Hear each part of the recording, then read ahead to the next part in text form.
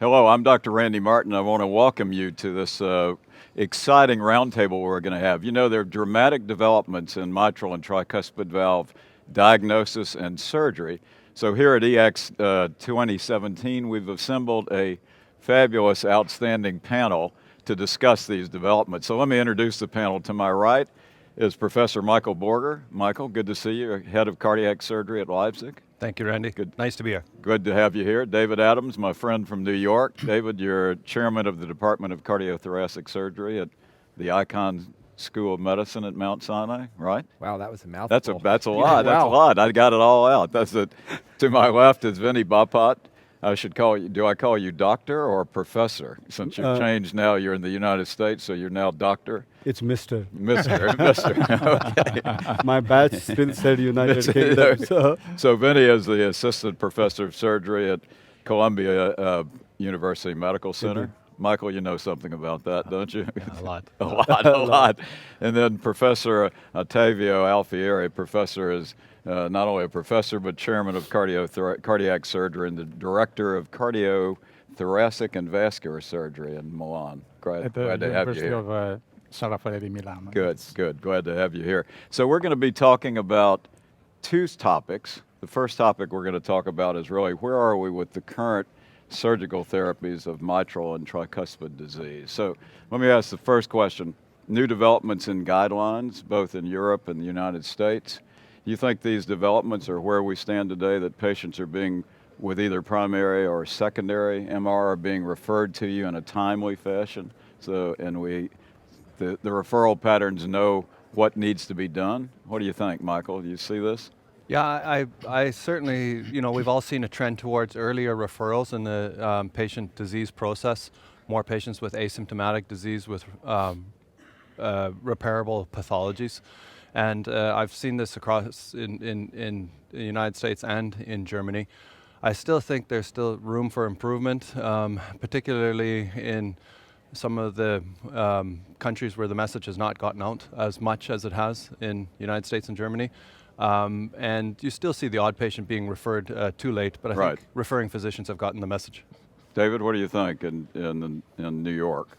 I think the guidelines continue to emphasize early referral, and the updated guidelines put an exclamation point on that. And if you're trending toward trigger points, it's appropriate to refer patients. I still think lots of patients get referred late in the sense that even in advanced centers, many patients are in atrial fibrillation, and many patients have ejection fractions below 60. So it's definitely changed a lot the last 5 years. I still think there are a lot of physicians that are still waiting for patients to develop symptoms to refer. So there's still a long way to go. Vinny, what are your thoughts? I think on the mitral side, definitely there has been an improvement, but on the tricuspid side, I think there's a lot to learn. It's not uncommon to get a lot of tricuspid referrals with burnt out right ventricles. Right, with bad RVs. And this is where there's unclarity about when to refer, when to intervene, and this is where I think we need to improve. Good. On mitral side, it's not reached the level of awareness in aortic stenosis yet, but I think that's because of the whole TAVR revolution. Correct. So I think there's a long way to go. Good. Yeah, I think that early repair of the mitral valve certainly is a good thing. There are a lot of evidence in this regard. But early repair, in my opinion, is justified only if repair can be done successfully and if repair is durable. And there are complex cases where you need a particular experience and expertise. So these are the conditions for early repair in asymptomatic patients. Otherwise, maybe it's better to wait a little bit longer. So the knowledge is advancing, but we need to continue to push it along. What about in primary mitral regurg and valve repair? Okay, tremendous advances have been made.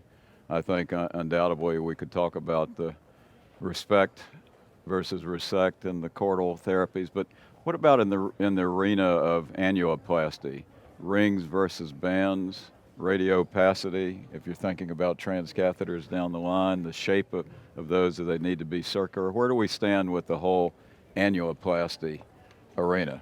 Professor, what do you think? You know, we have to think that in degenerative mitral valve disease, the late problems are rather low. And for instance, the data that we have, they're telling us very clearly that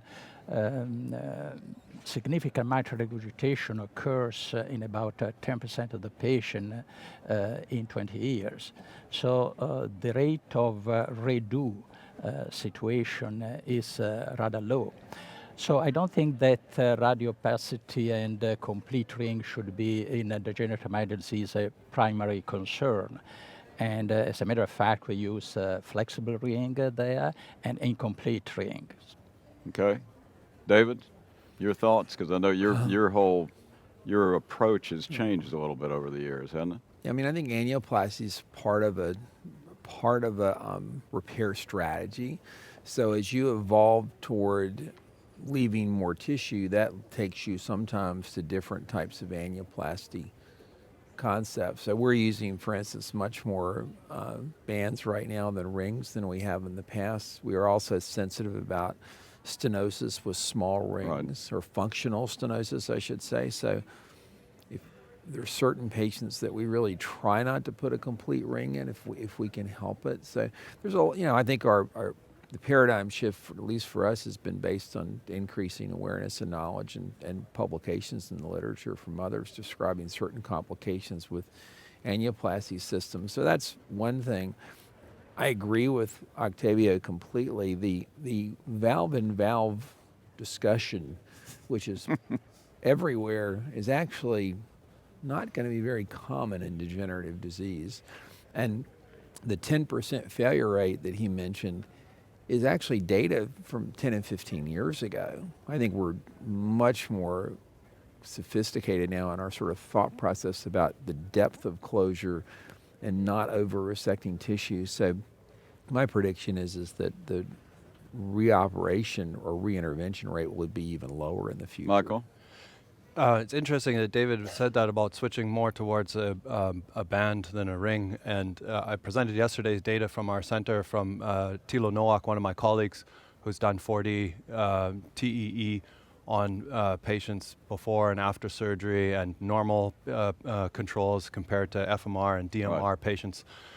And two things that came out of that work is one, that the intertrigonal distance is probably the most important measure to base our ring sizing on, because it does not vary if you compare it to normal patients or functional mitral regurgitation or degenerative mitral regurgitation. It only increases a very small amount. And the other thing that he demonstrated is that we're probably putting in too small of rings, and a band may be more appropriate. And certainly there's very good evidence from Toronto and from Mayo Clinic that these guys achieve good results with this strategy. Yeah. You were going to say something? Were you going to comment to that, or we can? I was just going to say, I think what Michael just described is exactly what I think is the reason that you should think about different ring strategies. You shouldn't just get wedded to one ring or one shape anymore. I think this is a very interesting conversation, because we're looking at from viewpoint of world experts, but that's not really a day-to-day practice in majority surgeons' hands. So in Colombia, every Monday and every Wednesday, I get at least 2 or 3 referrals of failed repairs, and these are referred for valve in the ring. And this is where we are struggling at present, that do you want to implant a ring which can do the job, what you want it to do when you implant it, but at the same time make it compatible with TAVI devices, which is not a bad idea, and especially in secondary MR, because these are the patients in which we know that there is recurrence of MR, which is much higher than the primary repair. Well, that's a different. I mean, I think it's a valid point.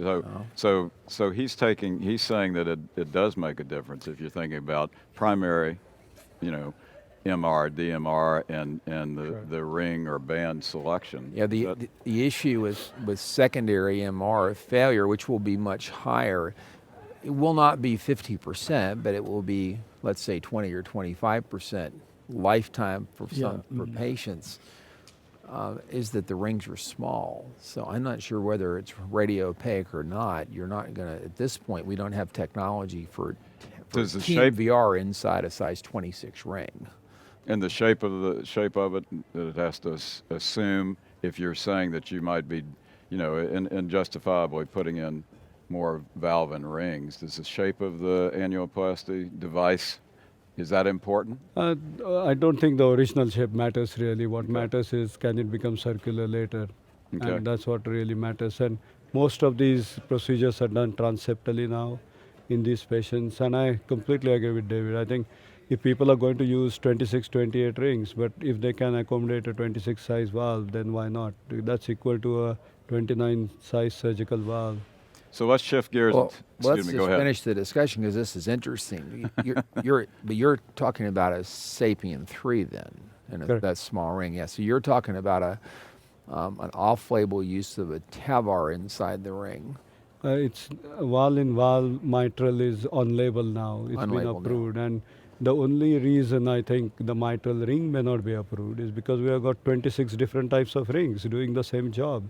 So there's not enough clarity despite 20 years of evidence Yeah. which ring is indicated in which way and which size in each pathology. I mean, there has to be some kind of science in this, and at present I can understand in Barlow's disease you may require a certain kind of ring, but a standard primary degenerative MR, there's still no clear. We shift every 10 years from complete to incomplete to semi-rigid to rigid. So what I'm trying to say is that this is going to change again 10 years later. So Michael. But you, as you know, Vinny, the results of the transcatheter mitral valve in-ring procedures has not been good. absolutely. And You're do you spot think on. that a change in our strategy now, thinking that maybe the patient may come back for a transcatheter, can affect those results? Is Absolutely, there light because at the end of the tunnel for this procedure? unlike the valve-in-valve results in mitral, the valve-in-ring results are bad because all rings are put in one basket. So these are rigid rings as well as semi-rigid, as well as some incomplete bands. And that's the reason the results are poor. And it's not because maybe the procedure is bad, it's because the Sapien is not circular in the end. So I think the whole philosophy is can we take advantage of the technology in future to make the second procedure easier? Yeah, Vinny, I high just risk want to patients. challenge you a little bit more. Let's don't talk about how can we plan for all the failed valve repairs so we can then do valve and valve. I know that's your bias, but I'd rather say how do we select appropriate patients for repair that will last and do valve replacement as a primary strategy in the other one. So I think that it's an interesting thing, and I always hear industry all getting excited about valve and valve, and that everyone can have valve and valve, valve and valve, and then another valve and valve. But the reality is we should be trying, our goal should be to do a long-lasting operation the first time. And these Exactly. patients have a limited life expectancy, so we should be able to accomplish We got, that. So Yeah. we got, I hold on, we only- got other topics we got to get to. Let me hear from the professor. and then we can- Certainly, we don't have to plan the operation in the perspective of the failure of the operation. Actually, we have to You plan the operation for in order success, to have a not for failure. success. No, but Actually, the data that we have up to now, they show there's really no difference with one ring and another, or a very minor difference. And this is the reason why there are so many rings around, and of course, there are no precise direction No, but in my this regard. my challenge to all of you is the main repair is not based on annuloplasty in primary. Your repair is based on leaflet and chordae. Annuloplasty is there to support the whole system. So why not make a ring which is maybe suitable for it in future? I mean, there's nothing wrong in it. Yeah. We are thought You of. got 20 seconds, I'm and then we're going to move I'm gonna to try another one topic. more. Yeah, I'm One going more to time. try one more time. Vinny, if you're getting referred 3 patients a week with failed degenerative repair, that's an indictment of the system. Wherever those patients are being done and coming in. Now, I think that you're seeing lots of them because you're obviously the biggest transcatheter center in the Northeast. So this is a super specialized referral pattern. But having said that, I mean, I just can't accept that But it is 2 or 3 degenerative repairs a week should get valve and valve in one institution. That sounds like a failure of the primary operation and operators. So And also, if you have a failure, I don't think that the best solution would be valve in ring. you can that's- repair. It's valve it's re-repair All right. in degenerative disease. Okay. Many you woos in this discussion so far, but you made valid points. Let's move to a less controversial area, and that's surgical mitral valve replacement. Where are we today? Who do we do it in? Is there still an issue with mechanical versus tissue prosthesis? Michael, where are we? You said less controversial. Yeah, Okay. yeah, right. Well, David summed it up perfectly well, is we have to identify the patients where a repair is not going to be durable and avoid a repair in those patients. So as Steve Bowling likes to say, good repair trumps a replacement, which trumps a bad repair. And therefore, those patients where we think that we cannot get a durable result should So who are those patients? Are Well- you talking about in primary and secondary? Obviously, Well, secondary, the ones with the Big ventricles. with big ventricles, and also the ones Inferior with the aneurysms. inferior basal aneurysm. Those are very bad markers of recurrence, and they should be replaced. For degenerative, David would argue that you can repair all degenerative Right. valves, and I would say that there should be some centralization, which is more prominent in Europe than it is in America, and that if you think that this is a pathology that's beyond your repair capabilities, you should be referring to a super specialized center of referral. Yeah, I think that nowadays mitral valve replacement should be reserved to patients, for instance, in rheumatic disease, that is an organic disease, sometimes with the calcification of the leaflets, so very difficult to repair. And in another situation, for instance, the post-radiation mitral Post-radiation. regurgitation, with a lot of fibrosis and retraction of the leaflets, that Correct. is another area where valve replacement can be needed. In addition, for functional mitral regurgitation, now we have this CTS net study showing that replacement in the majority of patients can be preferable to repair. But now also we can identify very well patients with functional mitral regurgitation who are likely to benefit from repair Right. and have a successful Michael outlined angioplasty.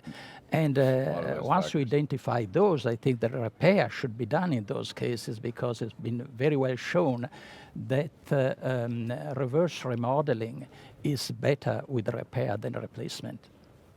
Benny, what are your thoughts? I think there are situations, we talk just of mitral pathology, but I think there are times you have to look at the patient as a whole as well.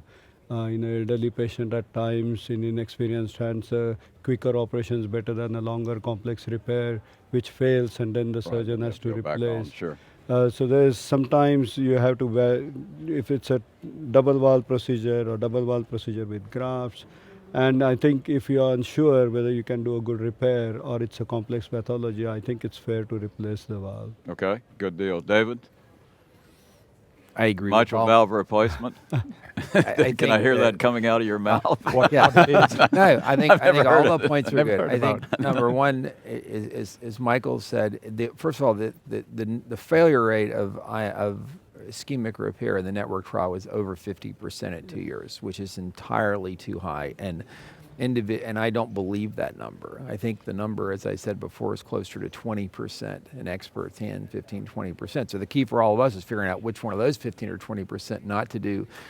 If you're going to do those, it requires adjunctive techniques such as chordal cutting, something Michael actually reported first, cleft closure, and sometimes even a replacement of primary chords or augmentation. So there are different things that really advanced centers could do, but for the vast majority of patients and surgeons and centers, valve replacement in that population is appropriate. Octavia mentioned inflammatory valve disease. Right. Be very cautious when you treat inflammatory valve disease, because you can correct the regurgitation in a fairly simple manner. It's very hard to prevent stenosis. The leaflets continue to get thick. And stenosis by far is the most common mode of failure. So don't be satisfied just that you've stopped the systolic flow into the atrium. It's really diastolic flow in the ventricle that gets these patients in trouble. And Vinny's comment about a complex operation's probably the most controversial one.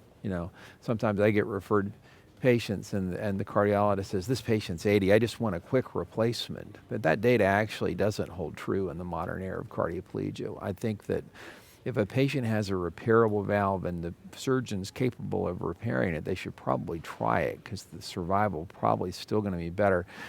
And you're right. If you're, I feel much less strongly about that in elderly people that have class 1 indications than I do in younger patients that have class 2A indications. What we have to be careful about is the young patient that needs a double valve and they're 61 and, oh, let's just do something quick. So I think there is a judgment there. The other group I'll mention, add on to, is mitral annular calcification. I think this is the subgroup we're seeing much more of when you talk about referral. Most of these patients weren't sent before. I think confidence in surgical centers now and surgical outcomes is leading to a plethora of these 80-year-old patients that have mitral annular calcification as a component of their either type 1 or type 2 dysfunction. And this is a very complex group. We have really struggled trying to repair almost all of them. And I must say, sometimes you're just better off folding the leaflets up and trying to do a replacement in the leaflet, because these patients have a high recurrence rate. Going back to functional mitral regurgitation, now, don't you think that maybe the percentage of patients suitable for repair can be expanded using something more than the annuloplasty, and to do something on the subvalvular apparatus, for instance?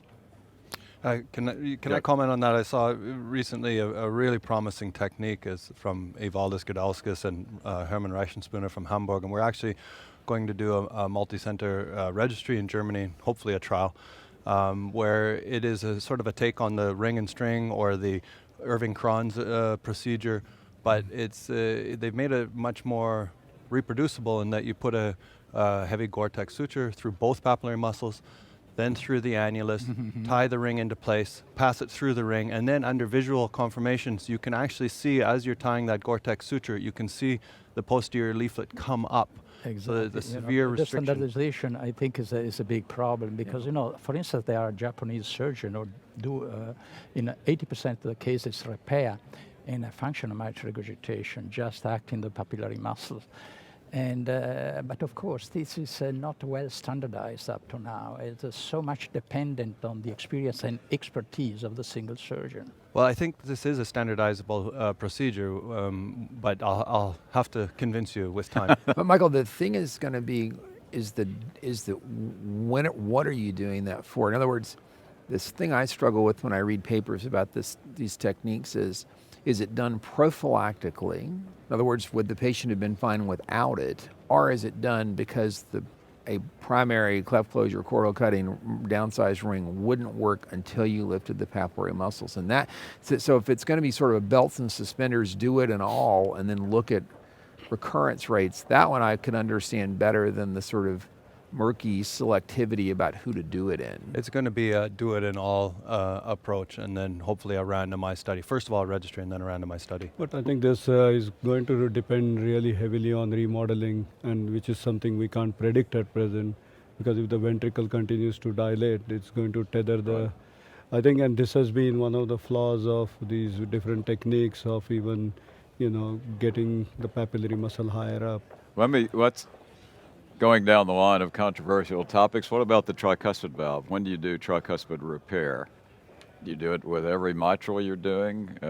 When do you do it if the patient's referred to you late with severe TR and a bad RV? So what's the status? Michael, you're smiling, so I've got I've been, pretty well convinced by David and Gilles Dreyfus's arguments that we should be more aggressive with tricuspid valve repair when there's annular dilatation, even in the absence of significant TR.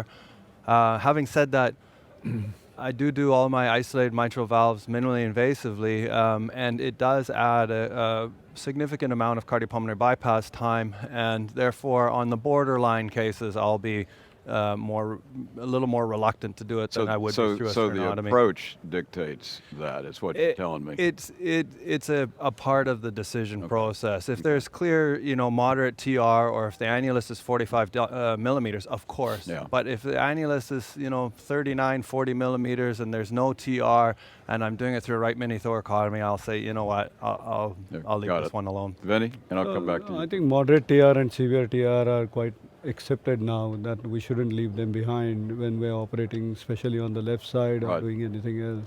This is the mainly moderate TRs were left behind, and I think these are the ones we are correcting. Now the argument is, of course, whether minimally invasive you should leave moderate TR behind, and I think a lot of surgeons probably still do that. And any history of AFib, would you do it in those? But you don't do any surgery prophylactically without any scientific proof. And I think in TR, without annular dilatation, or if it's only mild TR, I don't think there's any evidence at all to repair this and remodel this annuli in anticipation. Yeah, the guidelines really are strongly suggesting to repair the tricuspid valve if the annulus is dilated, Right. even with mild, moderate tricuspid regurgitation. And that, I think, is something that I usually accept very well. Is really adding not too much to the operation.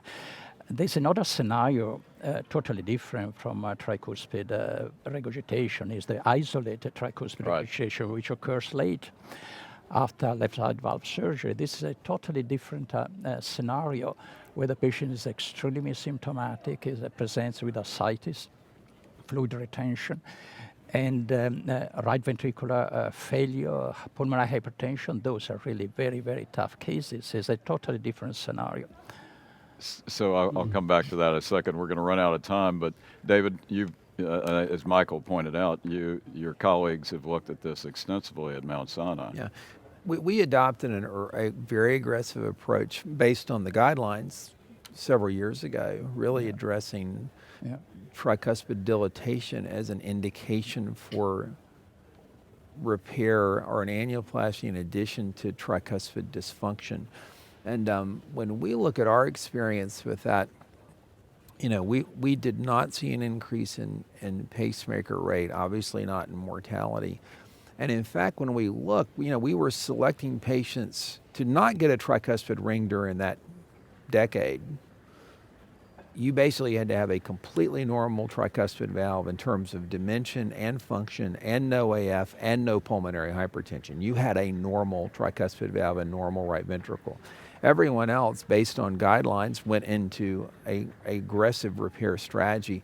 And when we looked, and this data was published in the Journal of the American College of Cardiology, what we found was no difference in the morbidity, but in fact, patients that had an aggressive tricuspid strategy had reverse remodeling of right ventricular dilatation and dysfunction, pulmonary artery pressures that came back to normal compared to patients that were completely normal to begin with, and the absence of the development of recurrent TR. So that was the basis for us feeling okay that we were following these guidelines. Now, there's a lot of controversy out there, and as you know, the Mayo Clinic and my good friend Tyrone at Toronto General continue to argue this point. But I think as a worldwide strategy, I think there is a move toward more aggressive annuloplasty. And the thing that you can't say in a publication scientifically, but we certainly see clinically every day, is when you eliminate perioperative TR, which you do with that kind of strategy, those patients that you struggle with tend to just be easier to manage. TR, even acute TR that resolves, is a bad actor in the intensive care unit in sick patients. It does lower, it makes your hepatorenal syndrome puts it under a little more pressure. And we just always feel good knowing we're not going to have perioperative TR with that. I think Michael's point needs to be called out. Again, Leipzig continues the tradition of being completely honest, which is refreshing in this business, meaning you're right, there are certain approaches where getting to the tricuspid valve would make you less inclined to do a 2A or 2B indication for repair. Because again, you're trying to balance the incision and the patient's wishes versus adding something that will be much more complicated. And as Octavio said from the front, it's a 10-minute exercise. So for experienced people, it really doesn't add anything. So there's still judgment, but I think that overall you're going to see more concomitant tricuspid repair in the future. Quickly, this is not a telethon. We have to mention also the CTS net trial, the randomized trial. So we'll have more data on this in the near. And we can't stop, Randy. Don't worry, we're going to get to it.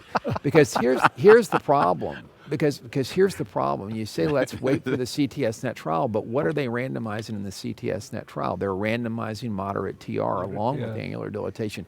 And what we need to do is understand what to do in angular dilatation, not what to do in moderate TR. So I'm afraid once again, this is going to be, hard to interpret and apply broadly because of this inclusion of moderate TR. So David, if I read you correctly, just to summarize, I think that moderate TR, severe TR, definitely one should repair, and if there's annular dilatation, even without TR, you should repair. So I think that I'll just review again. This is, You have pulmonary Quickly you have pulmonary. Randy, I know you want to talk about the future and things that are going to be 5 years from now, but this is taking care of patients today. I understand, but You want to take care of moderate TR and severe TR. I think pulmonary hypertension is a big risk factor for recurrence of TR.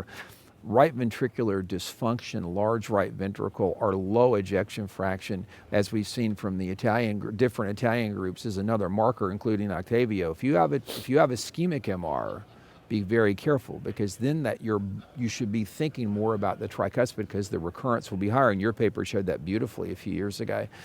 And I think also the presence of atrial fibrillation, even if you're treating it, because not every patient will be cured from it. Those are the patients I'd be aggressive in. For pure angular dilatation, that is much more controversial, and I think the data is much softer there. okay. Everybody agree with Proceed. that? Proceed. Thank you very much. You're welcome.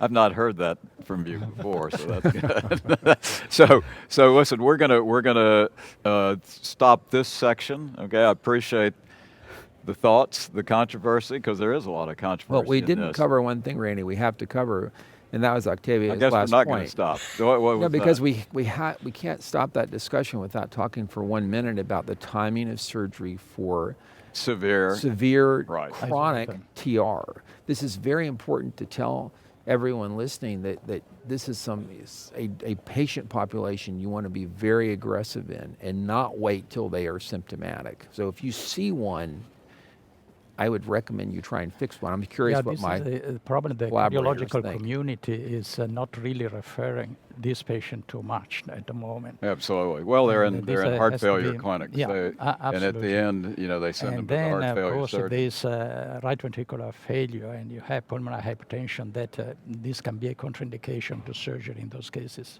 Okay. Yeah, I will give you one tip we've seen. We do a lot of these, and our results have improved a lot since we have adopted a really minimalist approach. And what I mean by that is we do not put tapes on, which I historically did. We make sure we're constantly draining the right side and do all of them beating heart. If you've got moderate MR, or you've got atrial fibrillation, or you've got moderate AS, I'm not interested. I'm there to fix severe TR. I don't want to make you ischemic, and I don't want you to have any increase in your right ventricular venous system pressure the entire time. And since we've done that, I must say we have really eliminated the catastrophes that we used to always see when we got more greedy. And another important point, I think, is the preoperative treatment Management, of sure. this patient. We put the patient in intensive care 1 or 2 days before just to prepare them for surgery. Yeah, prioritization is so important in that population. Okay. Can we take a break now? Yes, Is you it can. okay? If you You allow want to us. change places, but I don't know anything, so I can put you over here. But we want to thank you for joining us. We're going to be right back with talking about the future. I'm sure there's no controversy in the future, so come back and join us.